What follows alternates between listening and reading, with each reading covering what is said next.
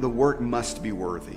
It must be intrinsically satisfying. Now, sometimes the intrinsic satisfactions can be overrun because I'm not used to working and I don't want to work and have to do something I don't want to do, which inhibits my enjoyment of the intrinsic satisfactions until I get used to working and those natural resistance starts to erode. Then I can start to enjoy the natural satisfactions of working hard and seeing the fruits of my labor. But it's a sad thing when a child at 5 years old arrives and has never done a chore, has never broken a sweat. It's even a greater tragedy when a 28-year-old has never broken a sweat, has never learned to work hard for the satisfaction of working hard. Only works for extrinsic rewards. I'll work so I can make money so that I can go entertain myself. That's a very sad life. And unfortunately, so much of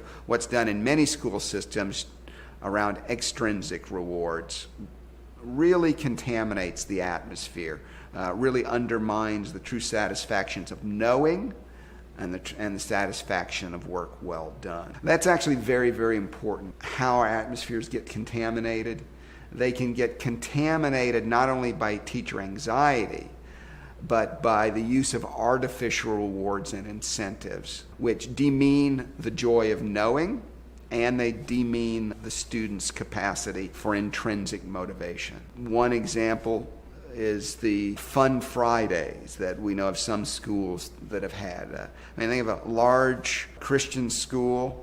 Every Friday, if the worksheets are all done and the math assessments were satisfactory and everybody's got their homework turned in, then we can have Fun Friday. And what Fun Friday is pizza and a movie. Now, that's devastating to the atmosphere. You say, what's wrong with pizza and a movie? Nothing's wrong with pizza and a movie. I would enjoy periodically, Maryellen and I enjoy pizza and a movie together. We're not saying pizza and a movie is intrinsically evil. But when you set that up as we get Fun Friday, if we get through the drudgery of the salt mines Monday through Thursday and half of Friday, then we get Fun Friday. What the adults are saying to every child, you couldn't possibly enjoy history, possibly enjoy literature, find great satisfaction in mastering number and learning to write well. We know that you're just doing that for us because we say you have to, and because we're so thankful that you've put up with this for 4.5 days, we're going to give you what life is really about, and life is really about pizza and a movie. That's the good stuff.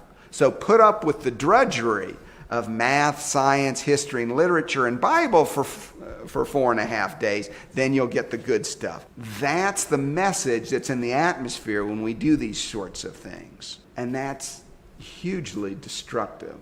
Even if well-intended, if we give a piece of candy, which, again, we know of this happening, where in certain classrooms where every time a child gives a right answer, he or she gets a piece of candy from the teacher. The subtext, there's always a text and a subtext. The subtext is you wouldn't possibly be willing to apply your mind to this material on your own unless I gave you candy. And that's what the teacher is screaming to every child in her class. So the child says, okay, great, I get candy. I get a kind of a pleasure, a satisfaction out of this piece of candy. So, all right, I wouldn't like it. You're saying I wouldn't like it apart from this. I believe you. And so all too often, teachers appeal to the more base things rather than the higher things in a well-intended but misguided manipulation of children, and a manipulation of children's affections, actually.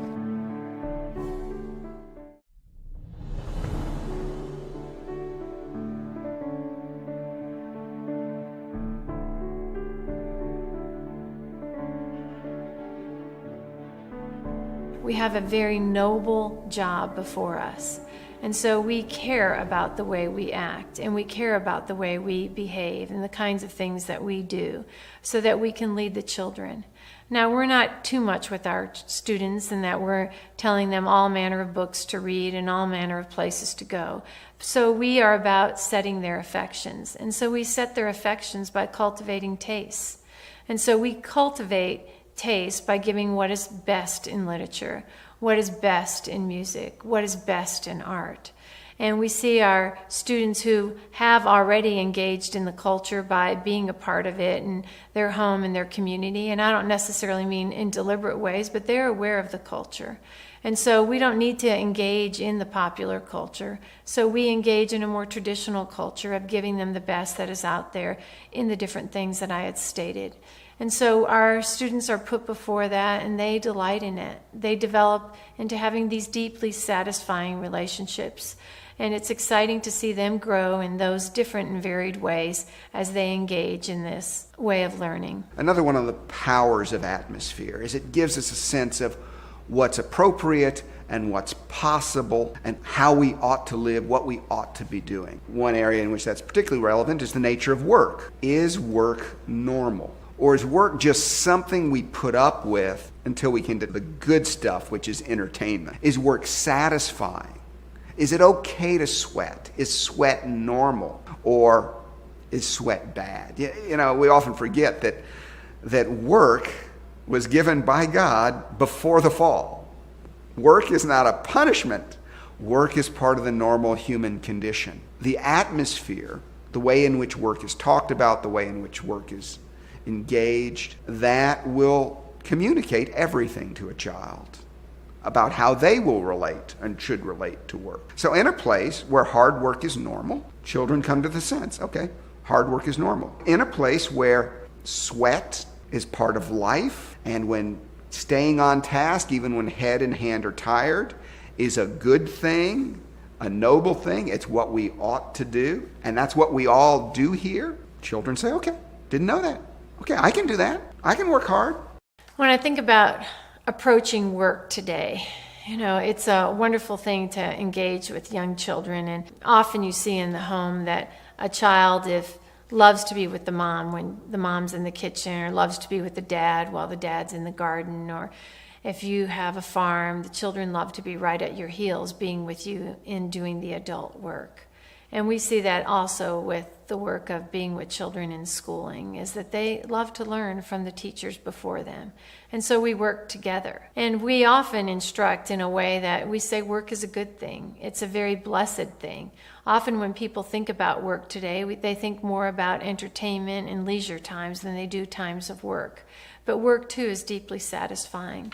So as we teach the young children to work in the 5-year-old years in which the child is put before the work before him of picking up and cleaning up, or of writing their sums, or forming their letters, or reading words, and that sometimes it's painstaking, and that how when the hand is tired that the child continues to work.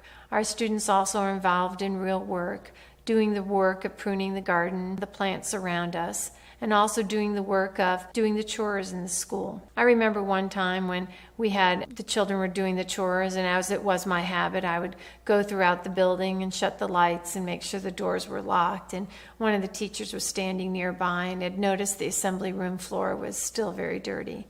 And so I began to pick up the mop. And the teacher said to me, "Oh, Maryellen, don't do that." And I said, "Oh, it's easier." He said, "No, if it's easier for you, you'll be doing it every day." He said, "The student needs to do it again." And I knew that intellectually, but emotionally, it was easier for me to just pick up the mop and do the work. And so then he encouraged me to go call the parent and ask them to bring the child back to school and to do the work of finishing the job well. So I did indeed do that. And so as I called the parent, and I was grateful for this parent because this parent was very supportive, and I knew indeed she would bring her son back, and she did, and he began to do the work. And he cleaned the floor as it was intended to be cleaned, and then he went on his merry way. And I felt that was a worthy task for him, and that he had now learned that he should do the job well the first time so he doesn't have to come back and do it the second time, or indeed think that someone else would do the job in his place. And so as we begin to instruct students in approaching work, whether it's with their hand or with their mind, that it's sometimes painstaking, and in the end it is rewarding. Certain time in the day, they'll pause, they'll spend 10 minutes cleaning up. Some of our schools don't even have full-time janitorial help because the children actually keep the school in shape. By doing so, they learn to work together, They learn it's okay to work, and they take much better care and responsibility. I'm much less likely to track mud into the classroom if I'm going to be sweeping the floor or my classmate's going to be sweeping and mopping the floor. How do you learn a work ethic? You learn a work ethic by being in a community or an atmosphere where work is normal and work is good, where work is not tyrannizing, where work is satisfying.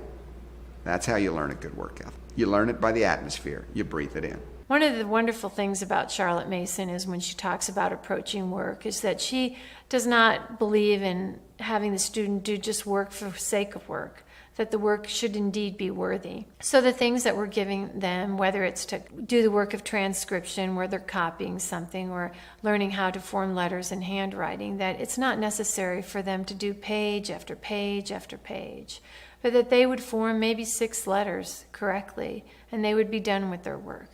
But see, it's not just forming 6 letters correctly, it's getting in the habit of doing work well, and that there's set work for a set time. And so as they work in the set time, that they do it well and they use the time to do the work and then it's over with. They don't have to redo the work, or they don't have to have review work in hopes of having the real work on a test or on a quiz, but that the real work is the work before them. It is the work at hand. And so as seeing children approach work, we've seen them grow to be adults in our schools and go on to college and be the kinds of persons who work well, who know how to finish jobs, who know how to work even when hand and head are tired, and who are able to be governed in themselves and then therefore able to govern others. And it's been very rewarding to see these young people grow up and become parents and to become persons who are contributors in a community and not just consumers. Now, when we do talk about work in an atmosphere of work, it is critical that the work be worthy work. In other words, it's work that is worth doing. And I must say, mopping the floor is work worth doing, particularly, and a child can experience the difference. It was dirty, I've mopped it, it's now clean. Maryellen tells the story of being a second grade teacher, and they had ordered the classroom and cleaned out the desks, and they all lined up and walked out. And as they got to the second to last student got to the door, he turns around and he exclaims, "Our classroom looks so nice." Well, they had completed worthy work, and there was an intrinsic satisfaction that came from that worthy work. When it comes to studying, worksheets that are tedious, that are just fill in the blank, constant repetition, mind-numbing flashcards where I'm just learning data points. The only thing that satisfies about that is, I know more than anybody else. I win the Trivial Pursuit game. There's no real satisfaction, either mental or relational.